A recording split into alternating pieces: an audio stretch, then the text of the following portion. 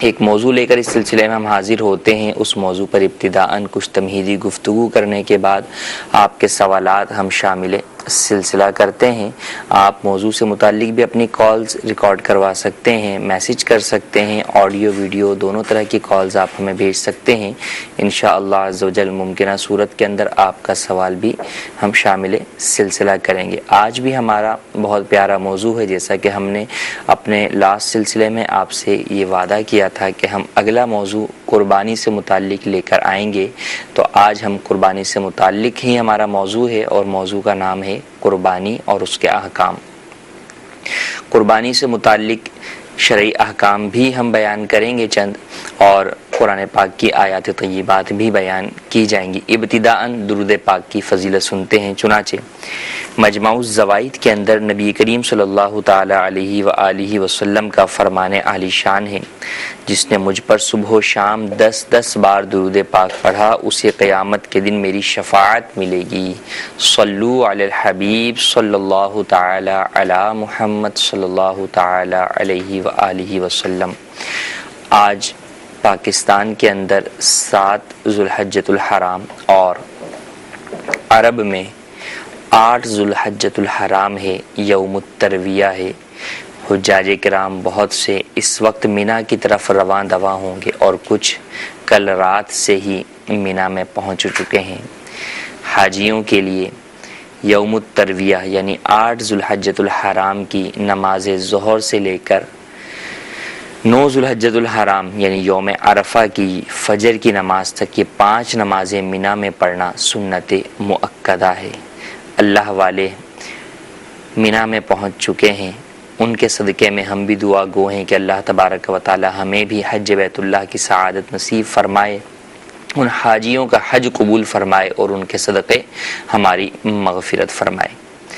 قربانی ایک ایسا موضوع ہے کہ اس کے لفظ سے ہی دیکھیں کہ قربانی گویا کہ اس بات کا احساس دلاتی ہے انسان کو کہ وہ کوئی بڑا کام کرنے کے لیے جا رہا ہے، ایک نیکی کی طرف جا رہا ہے، قربانی دے رہا ہے۔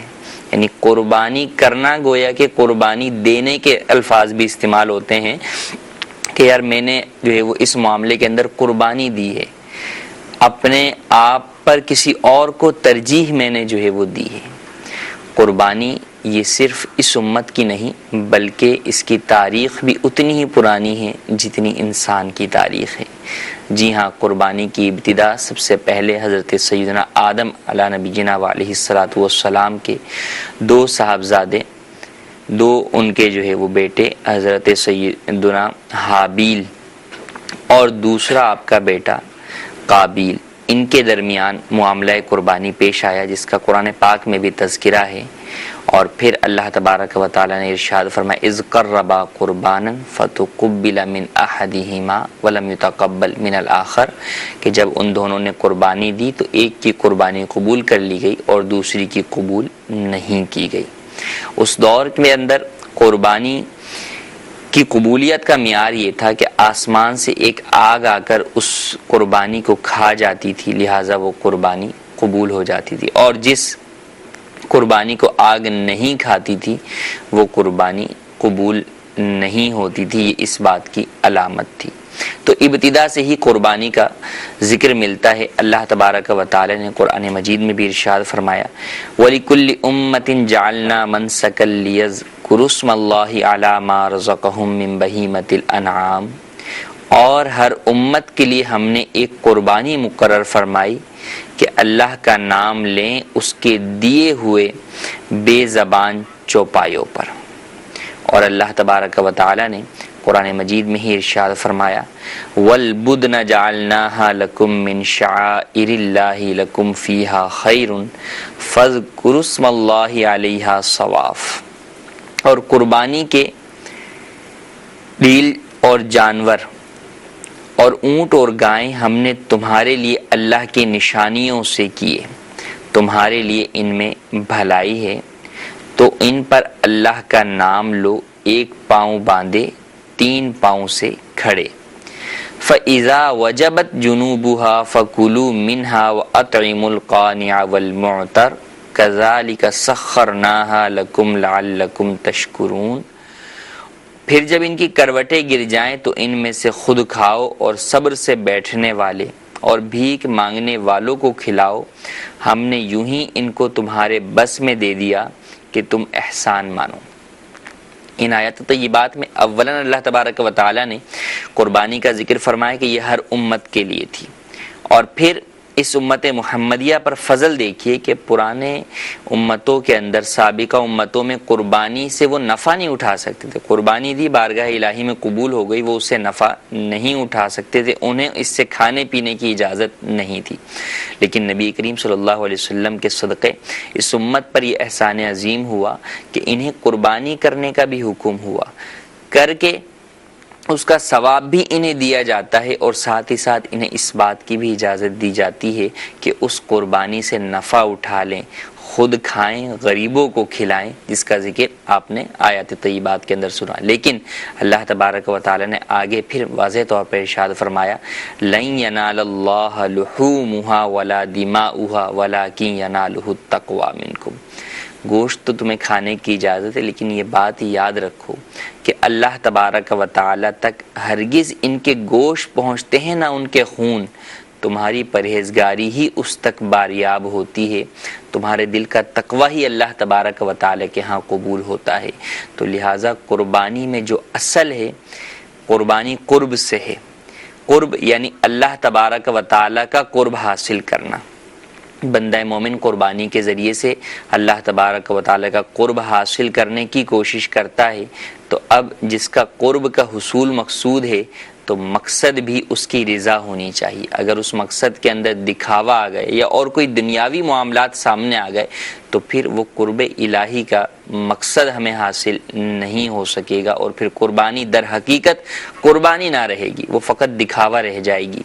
اور جب نبی کریم صلی اللہ علیہ وسلم سے صحابہ کرام علیہم الرضوان نے پوچھا، یا رسول اللہ ما ہی الاضاحی، اے اللہ کے رسول یہ قربانیاں کیا ہیں، تو آپ علیہ الصلوۃ والسلام نے بڑا پیارا ارشاد فرمایا، سنت ابیکم ابراہیم، تمہارے باپ حضرت ابراہیم علیہ السلام کی سنت ہے۔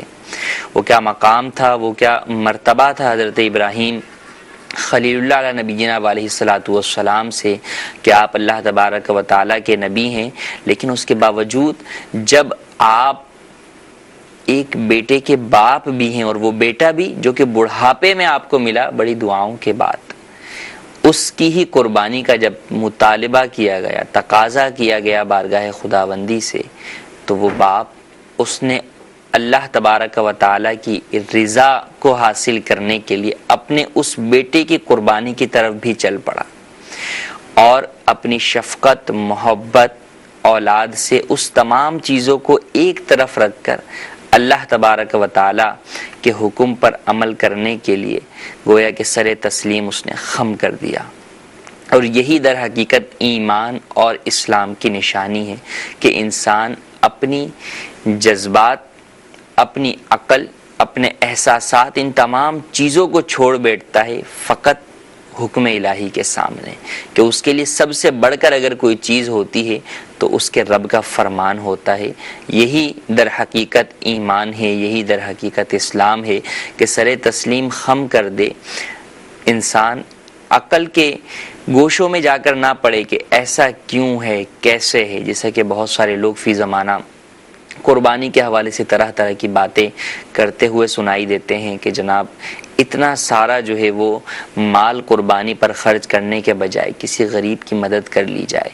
تو قطع نظر اس بات کے کہ کیا غریبوں کی مدد اس میں ہوتی ہے یا نہیں، اول تو بات یہ ہے کہ یہاں پر آپ کو اس چیز کے وزن کرنے کی اجازت ہی نہیں، کیونکہ وزن کرنا تو آپ عقل سے کر رہے ہیں، اور یہاں احکام خداوندی کے آگے عقل کا کام نہیں ہے۔ عقل تو خادم شرع ہے، جو شریعت نے اسے حکم دیا ہے اسے بجا لانے کا طریقہ ڈھونڈنے کے لیے عقل کو بنایا گیا، نہ یہ کہ عقل تو خود مخلوق ہے، اسے کیا حق پہنچتا ہے کہ وہ خالق کے احکامات پر اعتراض کرے۔ تو اور پھر حدیث طیبہ میں بیان کیا گیا کہ اللہ تبارک و تعالیٰ کے نزدیک اس دن قربانی کرنے یعنی خون بہانے یعنی قربانی کرنے سے زیادہ کوئی عمل محبوب نہیں، مقبول نہیں۔ اور پھر بندہ مومن کے لیے تو یہی بات کافی ہے کہ مثال کے طور پہ اگر آپ کے سامنے یہ بات ہو کہ آپ اس شخص کو پیسے تو دیں گے، لیکن آپ کو اس پر ثواب نہیں ملے گا۔ تو ایک مسلمان ثواب کے تلاش میں ہوتا ہے، اللہ کی رضا اس کا مقصد ہوتی ہے، پیسے دینا اس کا مقصود نہیں ہوتا۔ تو جب اس کو یہ بات بیان کی جا رہی ہے کہ یہاں پر تمہارے لیے ثواب اور رب کی رضا اس کام میں ہے، اگرچہ تمہیں دوسرا کام بظاہر ایسا نظر بھی آ رہا ہے کہ جس میں فائدہ ہے، لیکن جب تم رضا الہی کے طالب ہو تو اب جس چیز میں رضا الہی مل رہی ہے تمہیں اسے پہلے فالو کرنا چاہیے، اسے فوکس کرنا چاہیے، اس پر عمل کرنا چاہیے۔ اب لے لیجئے کہ جب وہاں پر دو کام ہیں، ایک ہے غریبوں کی مدد بھی کرنا ہے اور ایک ہے قربانی کرنا، لیکن قربانی کرنے میں جب بیان کر دیا گیا کہ رضا آج کے دن یوم النحر کے دن جو تم پا سکو گے وہ اللہ کی رضا قربانی کر کے پا سکو گے، تو اب انسان اس بات کی طرف نہیں جائے گا۔ ایک مسلمان، ایک بندہ مومن ہرگز اس بات کو پرکھنے کی طرف نہیں جائے گا کہ فائدہ کس میں ہے۔ کیوں؟ کیونکہ فائدہ تو بیان ہو گیا کہ اس کا فائدہ تو رب کی رضا میں ہو، رب کی رضا اس دن سب سے زیادہ قربانی میں ہے۔ لہٰذا قربانی کے معاملات کے اندر اس طرح کے جو بعض لوگ شوشے چھوڑ دیتے ہیں ان کی طرف ہرگز نہ توجہ کی جائے۔ اس بات سے ہی اندازہ کیجئے کہ کسی کی مدد کرنا کم از کم اپنی اولاد قربان کرنے کے مقابلے میں تو کم ہی ہے۔ ابراہیم خلیل اللہ علیہ نبینا علیہ الصلاۃ والسلام نے اپنی اولاد کو قربان کر دیا۔ ان کے ذہن میں بھی تو یہ خیالات، شیطان وسوسے تو ڈال ہی رہا تھا، وسوسے کے معاملات تو تھے ہی کہ وہ آیا اور کئی مرتبہ جو ہے وہ غلط مشورے بھی دیے، لیکن اس وقت آپ نے اپنی اولاد کی محبت اور تمام وساوس کو ہٹا کر فقط اللہ تبارک و تعالیٰ کے حکم پر عمل کیا۔ تو جب اولاد کی محبت اور شفقت بھی حکم الہی میں رکاوٹ نہ بن سکی تو پھر اس طرح کی بے عقلی باتیں کیوں کر ہمارے اس واجب کی ادائیگی کے اندر، اس سنت کی ادائیگی میں اللہ تبارک و تعالیٰ کی رضا اور قرب حاصل کرنے والے کام کی ادائیگی میں کیوں کر رکاوٹ بن سکتے ہیں۔ اور جہاں تک بات رہی مدد کی، تو قربانی کے ذریعے کتنی مدد ہوتی ہے، در حقیقت ایسے لوگ ناواقف ہوتے ہیں جو یہ بات کرتے ہیں کہ قربانی کے بجائے آپ کسی اور کی مدد کر دیں۔ قربانی کے ذریعے سے بہت زیادہ مدد ہوتی ہے، غریبوں تک گوشت پہنچ جاتا ہے، اور یوں ہی کتنے لوگوں کا روزگار اس قربانی کے ذریعے سے وابستہ ہوتا ہے۔ اللہ تبارک و تعالی مسلمانوں کو حکم شریعت پر عمل کرنے اور عقل کی باغ دوڑ کہ عقل کے ہاتھ میں شریعت کے احکام نہ دینے کی توفیق عطا فرمائے، بلکہ حکم شریعت پر عمل کرنے کا ہی ذہن عطا فرمائے، چاہے ہمارے فہم میں، عقل میں وہ بات آئے یا نہ آئے۔ اگر نہیں بھی آتی تو اسے ہم اپنی کم عقلی تصور کریں گے، نہ یہ کہ ہم اس کے اوپر اعتراض کریں۔ آج قربانی سے متعلق ہم آپ کے کالز بھی لیں گے، چونکہ بیرون ملک کے اندر قربانی ایک مسئلہ ہے، اس اعتبار سے کہ کئی مسائل گھرے ہوئے ہوتے ہیں۔ اکثر لوگ تو بیرون ملک رہنے والے اپنے آبائی ممالک میں ہی قربانیاں کرواتے ہیں، جیسے پاکستان میں کروائیں گے، ہند والے ہند میں کرواتے ہیں، یا دیگر وطن والے کرواتے ہیں، کیونکہ بنسبت غیر مسلم ممالک کے اندر قربانی کرنے کے حوالے سے آسانیاں موجود ہوتی ہیں۔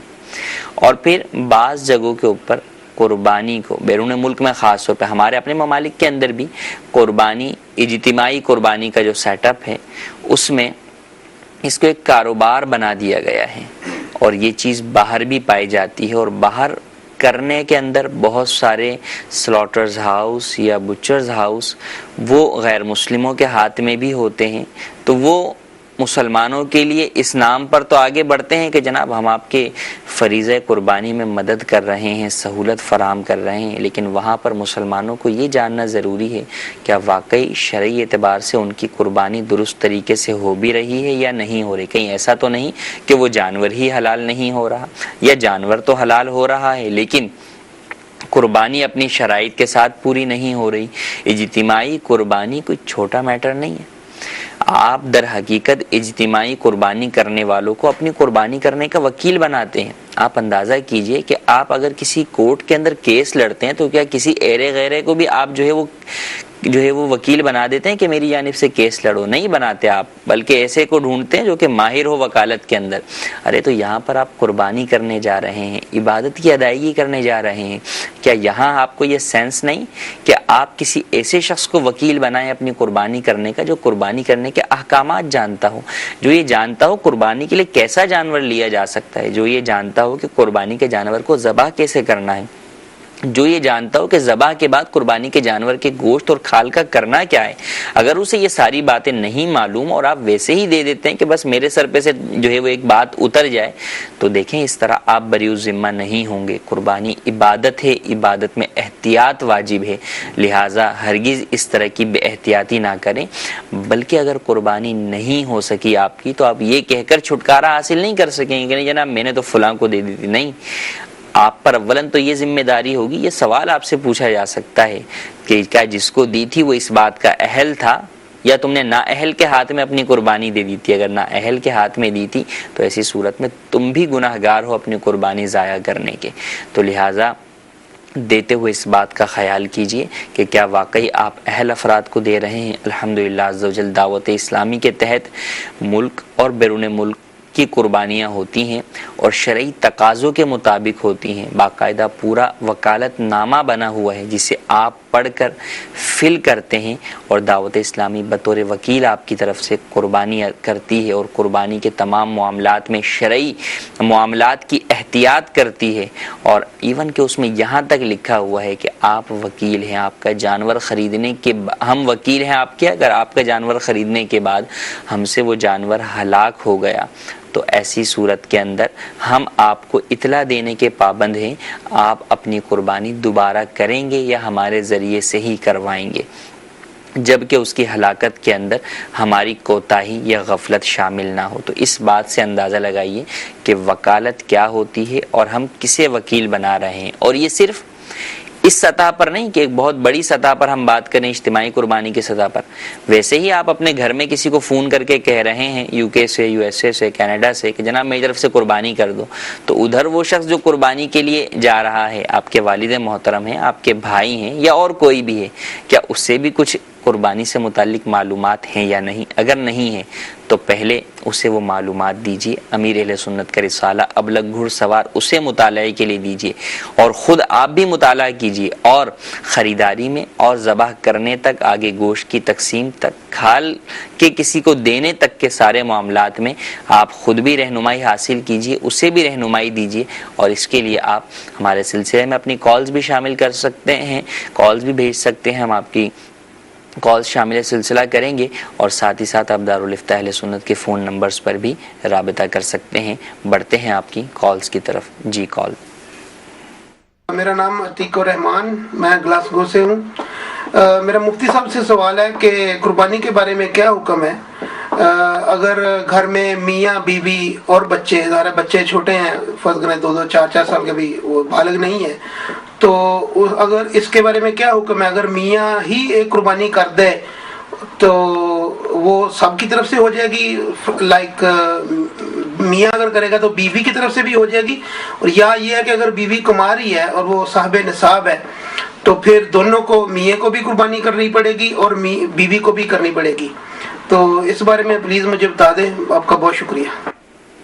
ایک بہت کامن سوال ہے. عموماً لوگ یہ سمجھتے ہیں کہ پورے گھر کی طرف سے ایک حصہ یا ایک جانور قربان کر دیا جائے تو کافی ہوگا. ایسا ہرگز نہیں ہے. سب سے پہلی بات تو یہ کہ نابالغ بچوں پر قربانی واجب نہیں، لیکن جو بالغ افراد ہیں اور صاحب نصاب ہیں، شوہر ہے اور بیوی ہے، تو شوہر اگر صاحب نصاب ہے اس پر علیحدہ قربانی لازم ہوگی، بیوی صاحب نصاب ہے تو اس پر علیحدہ قربانی لازم ہوگی. اب انہوں نے ذکر کیا کہ بیوی جاب کرتی ہو، کماتی ہو. بیوی اگر جاب نہ بھی کرتی ہو اور اس کے پاس سونا چاندی ہے، عموماً شادی کے موقع پر سسرال اور میکے دونوں سے ہی ملتا ہے، اور اس کی مالیت نصاب کی مقدار کو پہنچ رہی ہے، تو ایسی صورت میں بھی قربانی واجب ہوگی. اور پھر جب قربانی واجب ہوگی تو بیوی کو اپنی کرنی ہوگی اور شوہر کو اپنی کرنی ہوگی. دونوں پر ہی قربانی لازم ہوگی اور دونوں ہی اس کی ادائیگی کریں گے. ہاں، یہ سوال ہوتا ہے کہ جناب اگر بیوی کماتی نہیں تو قربانی کہاں سے کرے گی؟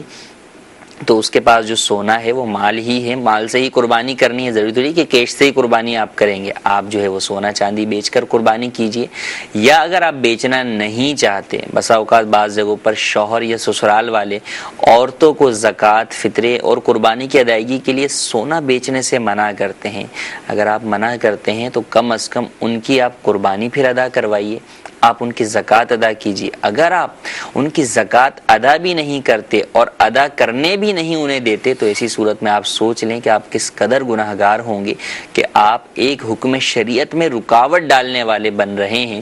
لہٰذا خود بھی اپنی زکوٰۃ قربانی ادا کیجیے اور اپنی بیویوں کو بھی ادا کرنے دیجیے۔ اگر آپ خود صاحب حیثیت ہیں اور آپ چاہتے ہیں کہ کل کو ہمارا سونا جو ہے وہ آگے جا کے اولاد کے کام آئے تو ٹھیک ہے، لیکن کم از کم بیوی کی قربانی نہ روکے، پھر آپ ان کی اجازت سے اپنے پیسوں سے ان کی قربانی کیجیے، اور اگر آپ کے پاس پیسے نہیں تو پھر آپ انہیں ان کا سونا یا دیگر مال بیچ کر بھی انہیں ان کی قربانی کرنے سے نہ صرف روکنا تو دور کی بات، آپ کو تو ان کو ذہن دینا چاہیے کہ آپ قربانی کیجیے، کہ قربانی آپ پر واجب ہے۔ اور یہ بات یاد رکھیے، راہ خدا میں مال خرچ کرنے سے کم نہیں ہوتا بلکہ بڑھتا ہی ہے، لہٰذا اس نیت کے ساتھ خود بھی قربانی کیجیے اور آپ اپنی زوجہ کی جانب سے بھی ان کی اجازت سے قربانی کیجیے، یا اگر آپ استطاعت نہیں رکھتے تو وہ خود اپنی قربانی ادا کریں۔ جی مزید کال۔ السلام علیکم ورحمۃ اللہ وبرکاتہ۔ وعلیکم السلام ورحمۃ اللہ وبرکاتہ۔ میرا نام ریاض ہے، تا میں گلاسگو سے اسکاٹ لینڈ سے ہیں۔ تا سوال میرا یہ ہے کہ میں مال ذبح کرتا ہے، تا جب ذبح کرنا ہے پہلے اللہ اکبر بسم اللہ الرحمن الرحیم اللہ اکبر اللہ اکبر کرنا، یا بسم اللہ اللہ اکبر بسم اللہ اللہ اکبر بسم اللہ اللہ اکبر، یہ مجھے بتانا۔ تو دوجی نماز اگر نہ پڑھا عید کی، مال میں ذبح کر سکتا یا نہیں کر سکتا؟ جی، تکبیر کہہ کر اللہ کا نام لے کر جانور کو ذبح کرنا ہے۔ اللہ تبارک و تعالی نے قرآن مجید میں ارشاد فرمایا وَلَا تَأْكُلُوا مِمَّا لَمْ يُذْكَرِ اسْمُ اللَّهِ عَلَيْهِ، اور اسے مت کھاؤ کہ جس کے اوپر اللہ کا نام ذکر نہ کیا گیا۔ تو اگر جان بوجھ کر ذبح کے وقت اللہ کا نام لینا ترک کر دیا تو ایسی صورت میں وہ جانور حرام ہو جاتا ہے۔ لیکن اب کہنا کیا ہے، تو بسم اللہ الرحمن الرحیم اللہ اکبر نہیں کہا جائے گا بلکہ بسم اللہ اللہ اکبر کہا جائے گا، اور 3 مرتبہ کہنا ضروری نہیں ہے، فقط ایک بار کہنا کافی ہے۔ بسم اللہ اللہ اکبر کہتے ہوئے جانور ذبح کر دیں۔ ہاں، اتنی آواز سے کہنا ضروری ہے کہ اگر کوئی شور شرابہ نہ ہو اور کانوں میں کوئی خلل نہ ہو، کوئی پرابلم نہیں ہے، کوئی بیماری نہیں ہے کم سننے کی، تو ایسی صورت کے اندر اتنی آواز سے کہنا ضروری ہے کہ کہنے والے کے اپنے کان خود وہ الفاظ سن سکیں۔ تو اس بات کا خیال رکھتے ہوئے ذبح کیا جائے، اور بسا اوقات ایک بندہ ایک ہی جانور ذبح کرتا ہے نا تو اس میں تو بڑی احتیاط کرتا ہے، لیکن جب بچرز والے ہیں یا قصاب ہیں تو اب جب بہت سارے جانور ذبح کرنے ہوتے ہیں تو بسا اوقات اس میں سستی ہو سکتی ہے، تو اس میں بالکل سستی نہ ہونے دیں، بلکہ باقاعدہ ہر جانور پر جس طرح چھری چل رہی ہے اسی طرح آپ کی زبان سے ہر جانور پر علیحدہ علیحدہ بسم اللہ اللہ اکبر کہہ کر ہر جانور کو ذبح کیجیے۔ دوسرا انہوں نے سوال کیا کہ عید کی نماز پڑھ کر جو ہے وہ جانور ذبح کریں یا عید کی نماز سے پہلے بھی ذبح کر سکتے ہیں۔ لیکن 2 چیزیں ہیں، ایک تو یہ کہ نماز عید واجب ہے اور اس کی اپنی شرائط ہیں کہ کہاں کہاں واجب ہے۔ جیسے گاؤں میں واجب نہیں ہے، نماز عید شہروں میں واجب ہے، دارالاسلام میں واجب ہے، دارالحرب میں نہیں ہے۔ تو اب اگر کسی جگہ پر نماز عید واجب نہیں ہے اور وہاں پر قربانی ہو رہی ہے، جیسے گاؤں میں ہو رہی ہے مثال کے طور پہ، تو وہاں صبح صادق فجر کی نماز کے بعد بھی جو ہے وہ ہو سکتی ہے کہ عید واجب ہی نہیں، تو اب آپ قربانی کر سکتے ہیں۔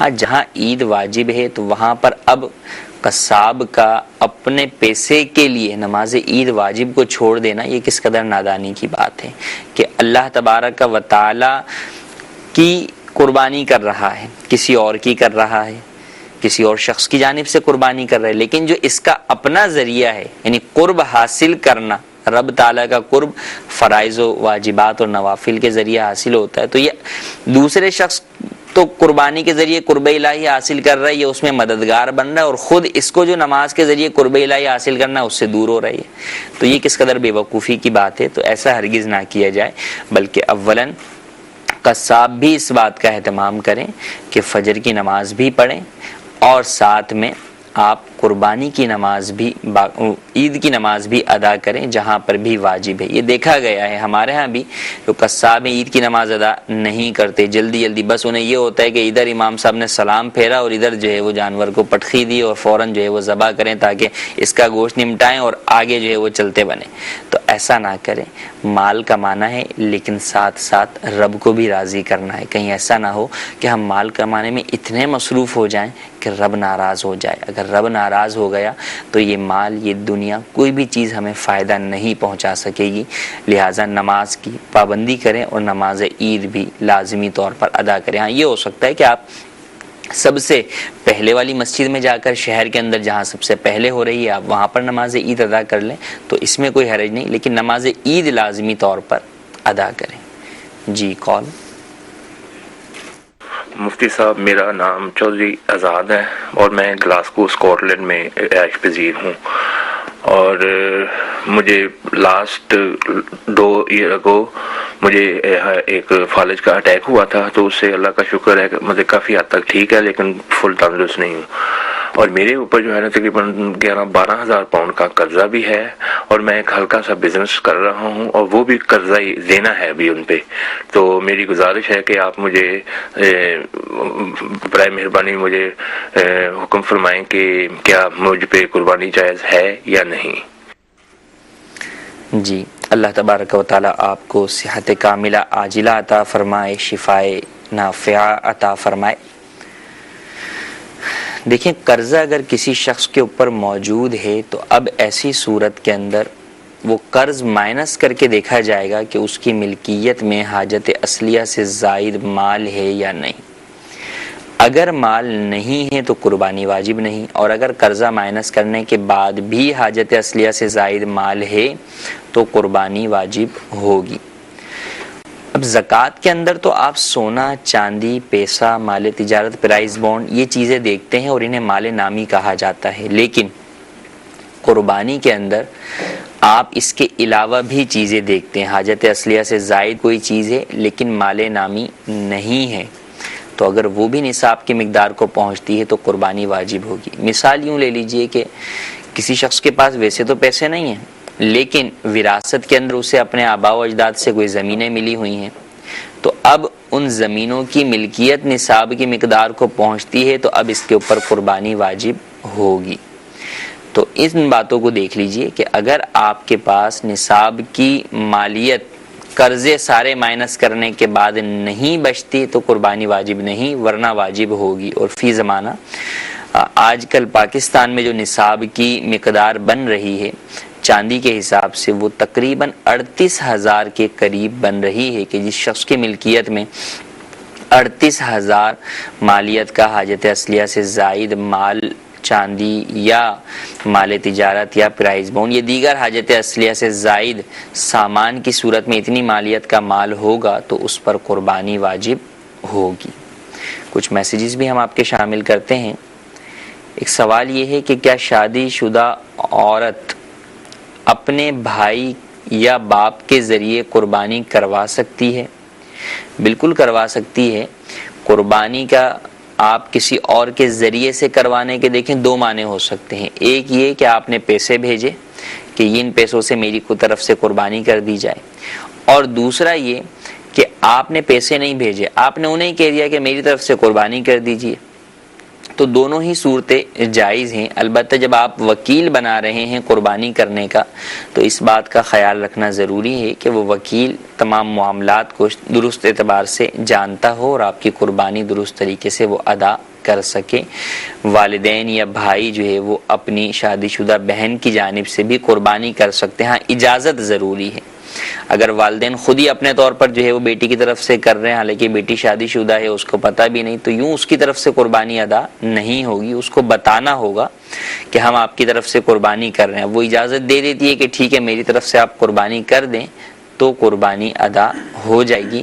اور قربانی بڑے جانور میں آپ 7 حصے اور جو چھوٹا جانور ہے تو بہرحال وہ تو ایک ہی کے جانب سے قربان ہو سکتا ہے. ایک سوال ان کا یہ ہے، میسج کے اندر ہم سے ایک سوال یہ بھی پوچھا گیا ہے کہ قربانی کے لیے کتنی دولت ہونی چاہیے. جیسا کہ ہم نے بیان کیا کہ نصاب کی مقدار مال 2 نصاب ہیں، 7.5 تولہ سونا یا 52.5 تولہ چاندی. اگر آپ کے پاس سونا ہے تو 7.5 تولہ سونا ہی دیکھا جائے گا کہ 7.5 تولہ سونا اگر آپ کے پاس ہوگا تو آپ صاحب نصاب ہیں قربانی کے اعتبار سے. اور اگر آپ کے پاس سونا نہیں ہے یا 7.5 تولہ سے کم سونا ہے تو اب یہ دیکھا جائے گا کہ کیا اس کے علاوہ کوئی اور مال بھی آپ کے پاس موجود ہے یا نہیں. چاندی، پیسہ، مال تجارت، پرائز بونڈ یا حاجت سے زائد دیگر سامان اگر وہ موجود ہے تو اب 52.5 تولہ چاندی کی قیمت دیکھی جائے گی، جو کہ فی الوقت پاکستان میں 38,000 کے قریب ہے، 38,000 ہے. تو اگر اس کی مالیت کے برابر آپ کے پاس مال ہے اور حاجت اصلیہ سے زائد ہے تو قربانی آپ پر واجب ہوگی. جی مزید calls. My name is Muhammad Saqib Attari from Nelson, UK. My question to Mufti Sahib is that when we do Qurbani in this country, we do not get to see the animal, nor do we get to see the procedure of the Qurbani. So is Qurbani valid if it's not done in front of us?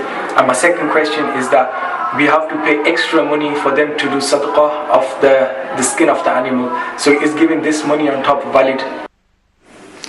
جی یہ وہ سوال ہے جو کہ بیرون ملک سے متعلق تھا، جس کو ہم نے پہلے آپ کو ابتدا میں عرض کیا کہ صورتحال ہوتی کیا ہے. جیسے انہوں نے کہا کہ ہمیں نہیں پتہ ہوتا، ہماری آنکھوں کے سامنے قربانی نہیں ہو رہی ہوتی، تو اب کیا صورتحال ہوگی.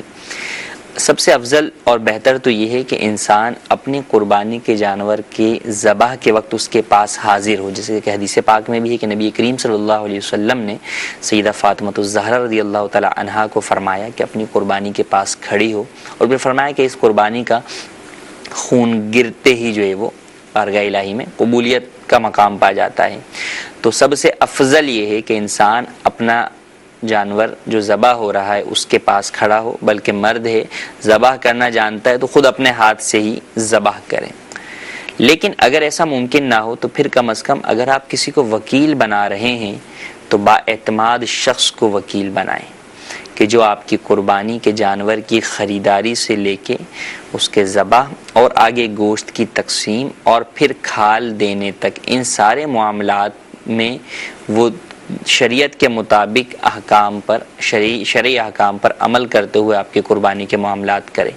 تو اب آپ بچرز والوں کو دیں گے، سلاٹر ہاؤس والوں کو دیں گے، تو اب وہ ان باتوں سے عموماً ناواقف ہوتے ہیں. وہ فقط اتنا جانتے ہیں کہ جناب مسلمانوں کا جانور ہے، مسلمانوں سے ذبح کروا دیتے ہیں، مسلمان کے ہاتھ سے ذبح کروا دیا وہ حلال ہو گیا، بس وہ فقط اتنا ہی جانتے ہیں. لیکن کیا اتنا ہی جاننا کافی ہے؟ جانور کی خریداری ہے تو اب جانور کی خریداری کے اندر بھی یہ دیکھنا ہوگا کہ وہ جانور عیوب سے بھی پاک ہے یا نہیں ہے. اب وہ تو نہیں دیکھے گا، اس کا تو فائدہ ہے، وہ کہاں ہر ایک جانور کو جو ہے یوں کر کے جو ہے وہ پورا جج کرے گا کہ جناب اس میں کوئی عیب ہے یا نہیں. وہ تو لاٹ کے حساب سے پورا جو ہے وہ مال خریدا اس نے اور بیچ دیا. اچھا پھر عمر کے اعتبار سے بھی ہر ایک کا الگ الگ کانسیپٹ ہے. لوگ جو ہے وہ عجیب و غریب طرح کی باتیں کر رہے ہوتے ہیں کہ جناب دیکھنے میں لگ رہا ہے بڑا لگ رہا ہے لہٰذا اس کی قربانی کر دیں. تو وہ تو یہ دیکھیں گے کہ جناب بلکہ اگر آپ دیکھیں مال خریداری کے اندر جو انداز ہوتا ہے بیوپاریوں کا، بھائی ایوریج جو ہے وہ 13 کلو کے جو ہے وہ بکرے سارے جو ہے وہ ہو جائیں. تو اب ان کو عمر سے وہ نہیں، جو سمجھدار ہیں دینی مسائل جاننے والے وہ تو رکھتے ہیں، لیکن ایک عموماً جو وہ ہوتا ہے کہ بڑے جانوروں میں بھی دیکھ لیں بھائی 3 من کے حساب سے جو ہے وہ سارے جانوروں کا جو ہے وہ سودا ہو جائے گا.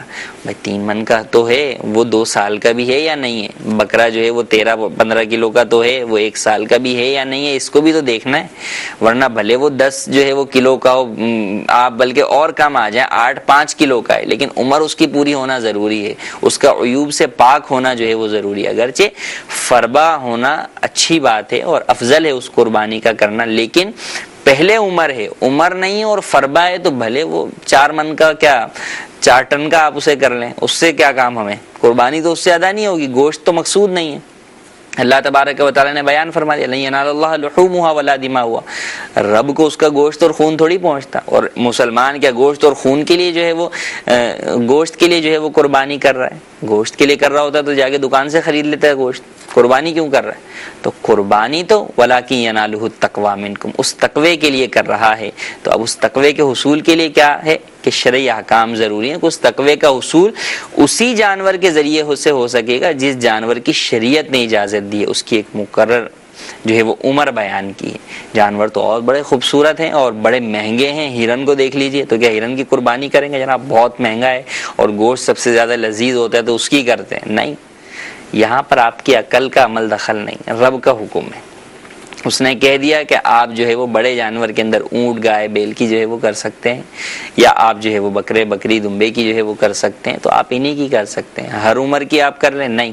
بیان کر دیا کہ دمبے میں تو چلیں 6 ماہ کا چل جائے گا، جبکہ اگر وہ سال بھر والوں کے ساتھ کھڑا ہو تو وہ جدا نظر نہ آئے، ان جیسا ہی نظر آئے۔ لیکن اب کوئی عقل لڑائے کہ یار دمبا بھی وہی ہے اور بکرا بھی وہی ہے، تو 6 ماہ کا بکرا بھی اگر ایسا ہو تو اس لے لیں، نہیں۔ جہاں جتنا بیان کیا گیا اس سے آگے نہیں بڑھنا، اتنے پر ہی رہنا ہے، ورنہ گوشت مل جائے گا، قربانی نہیں ہوگی، قرب الہی حاصل نہیں ہوگا۔ تو اس بات کا خیال رکھنا ضروری ہے۔ تو آپ کی نگاہوں کے سامنے جب قربانی نہیں ہو رہی تو آپ کو اس بات کا خاص طور پر احتیاط اور اہتمام کرنا ضروری ہے کہ ایسو کے ذریعے سے قربانی کروائیے کہ قربانی کا حقہ درست ادا ہو جائے۔ اور پھر بات یہ جو انہوں نے اپنے سوال کے اندر دوسرا جز بیان کیا، اور اس کا مجھے بہت اندیشہ تھا۔ گزشتہ دنوں باب المدینہ کے اندر بھی کئی بڑے جو ہے وہ مالز کے اندر جو ہے وہ دیکھا گیا، یا بعض شاپس کے اوپر یہ دیکھا گیا کہ جناب وہ قربانی جو ہے وہ پرووائڈ کر رہے ہیں۔ ایک سوال ذہن میں آیا کہ قربانی تو پرووائڈ کر رہے ہیں، قربانی کا اہتمام تو کر رہے ہیں، کھال کہاں جاتی ہوگی؟ ابھی یہ معلوم نہیں کیا میں نے، لیکن ان کے اس سوال سے دیکھیں پتہ چلا کہ وہاں پر یہ ہے کہ اگر آپ اپنے جانور کی قربانی کی کھال صدقہ کروانا چاہتے ہیں تو آپ کو ایکسٹرا پیسے بچر کو دینے ہوں گے۔ اس کا کیا مطلب کہ اگر آپ وہ نہیں دیں گے تو وہ بیچ کر اس کھال سے نفع اٹھائے گا خود ہی، تو وہ تو آپ کا وکیل ہے، اب وہ نفع اٹھا رہا ہے تو اس کا مطلب آپ نفع اٹھا رہے ہیں۔ مثال کے طور پہ میں آپ کو کہوں کہ بھئی یہ جانور جو ہے وہ 10,000 کا ہے جبکہ کھال میری ہوگی، اور یہ جانور 12,000 کا ہے اگر کھال جو ہے وہ آپ لیں گے، تو اس کا مطلب یہ ہوا کہ پہلی صورت کے اندر میں کھال کے ذریعے سے تمول حاصل کر رہا ہوں، اپنا ذاتی مالی فائدہ حاصل کر رہا ہوں، یہ جائز نہیں ہے۔ قربانی کی کھال کو قربانی کرنے والا اسی صورت میں استعمال کر سکتا ہے کہ مثلا اس کی جائے نماز بنا لے، اس کا بلینکٹ بنا لے۔ اگر وہ اسے بیچے گا تو وہ پھر اس کو بہرحال صدقہ کرنے کی نیت سے ہی بیچ سکتا ہے، اگر اپنے لیے جو ہے وہ بیچے گا تو اس کا یہ بیچنا ناجائز اور گناہ ہے، اور اب بھی اس کے اوپر لازم ہوگا کہ اس پیسے کو یہ صدقہ کرے۔ تو قربانی کی کھال عموماً صدقہ ہوتی ہے، مساجد میں دی جاتی ہے، مدارس میں دی جاتی ہے، اہل سنت کی تنظیموں کو، دینی کام کرنے والوں کو دی جاتی ہے، دعوت اسلامی کو دی جاتی ہے۔